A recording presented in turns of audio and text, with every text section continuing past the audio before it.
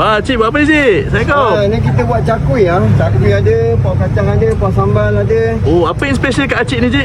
Pok sambal. Pok sambal tu gerun tak? Ha? Gerun tak? Oh, memang orang kalau tanya sini pok sambal lah, memang menarik ya. Oh, ini dah lama cik jual ni cik. Berapa lama dah berniaga ni cik? Niaga ni dah 30 tahun juga. 30 tahun Oh, baik. Dekat 60 Ya dah.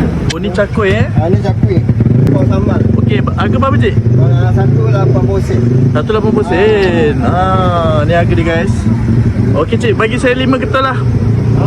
Bagi saya 5 boleh? Boleh. Dah siap guys. Panas-panas. Ni pau goreng Pau kacang. Ini tak ada pau kelapa, ini pau kacang.